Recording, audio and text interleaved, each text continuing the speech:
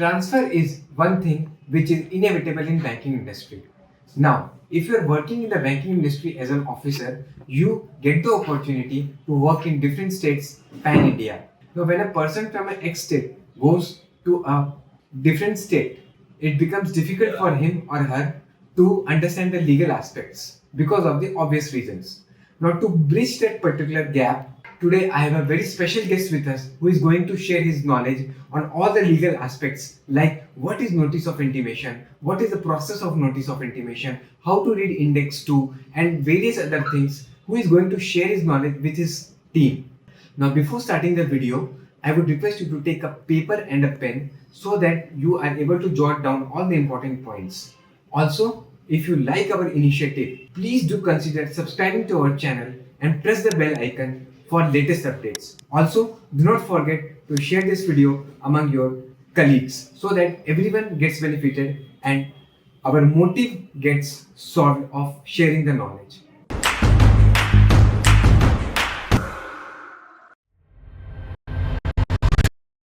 Sir, last question from my side is what will be your and your team suggestion to a banker to prevent from various kind of frauds and all these things? तो आपकी तरफ से क्या suggestions है जो आप देना चाहो?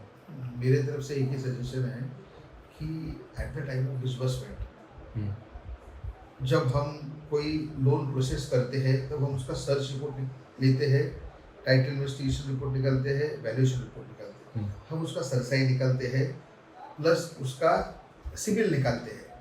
We get satisfied and then we go for further. First is सो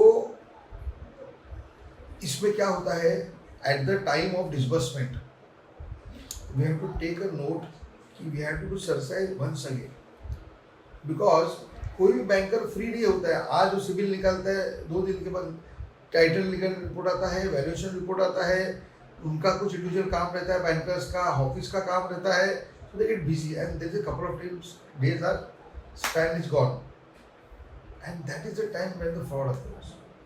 मतलब जो सही में जिसको फ्रॉड करना ही है उनको उतना टाइम इम्पोर्टेंट है.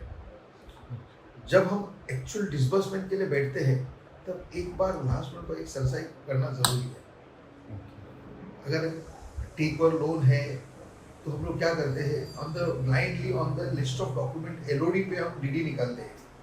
हमारे पास लिस्ट ऑफ डॉक्यूमेंट रहता है original which is signed by some other bank and they give us to us and then blindly give the DD whatever amount it may be. It's a public money. अगर 2 रुपए है 2 करोड़ कुछ भी रहने दो. Correct. तो हमारा सजेशन है कि जब वो एलओडी आता है तुम्हारे बैंक के जो एम्पैनल लॉयर्स है उनसे आप वो एलओडी चेक करना है.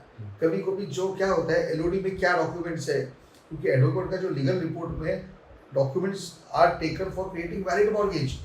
सर लाइन में 10 पॉइंट है तो एलओडी में जो 10 पॉइंट में एलओडी में जो डॉक्यूमेंट्स है क्या नहीं, कुछ मिसिंग है क्या नहीं, this we have to first see tally the documents are there. For that you have to do vetting in advance.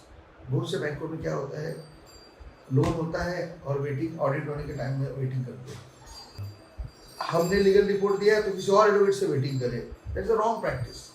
क्योंकि मैंने वो लीगल रिपोर्ट मैंने बनाया था है, मुझे उसमें सब डिटेल्स मालूम है. I am liable for doing that thing, I am liable for the vetting. My legal report, my vetting and then I am disbursing, the banker is disbursing, I am full liable for that. But bankers what they do, वो disburse करते हैं और फिर 2 महीने के बाद जब audit आता है 4 महीने तो वेटिंग करते हैं.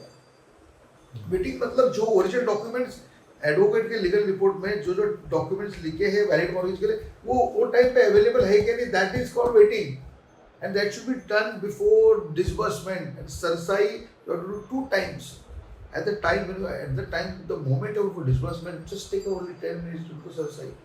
You can see the charge noting of the bank on किसी और बैंक का चार्ज तो नोट नहीं हो प्रॉपर्टी पे, ऐसे बहुत से केस हमने देखे हैं. So that we have to do. And second thing certified copy, वो सब ऑल्ट्रेशन करने का उसका डिसबर्समेंट के टाइम तुम्हारा सर्टिफाइड कॉपी अवेलेबल होना ही चाहिए. नहीं तो हम डिसबर्स कर रहे हैं, किसी एडवोकेट में सर्टिफाइड लाओ, डिसबर्स होने के बाद 10 दिन के बाद सर्टिफाइड लाके तो हम लोग जमा करके बंच में रख देते कवर में. Certified normal trend in the banking industry. तो what is the use then, why you are doing it?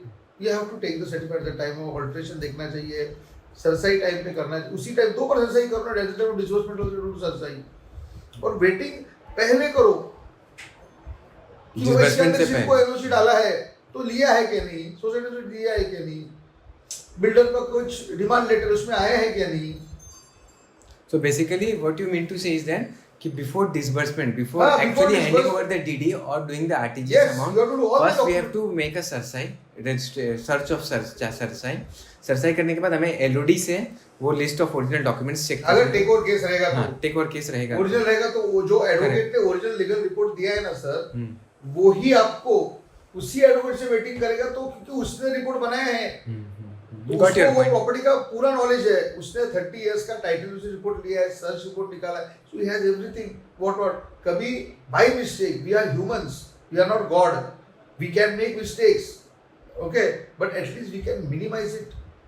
We cannot eradicate. We Correct. make it possible to eradicate. But कुछ mistake हुआ, so that advocate जिसने किया तो कभी वो time level तो उसको realize होता है, अरे this is that thing, he can make it. पर कोई दूसरा advocate होएगा, नहीं चलो दो वेटिंग, वो ऐसा नहीं होना चाहिए ना. So this is the time at the time of disbursement. After disbursement there is no use. Then फिर हम लोग DRT में जाते हैं रिकवरी के लिए, तो उसका कोई मतलब नहीं ना सर.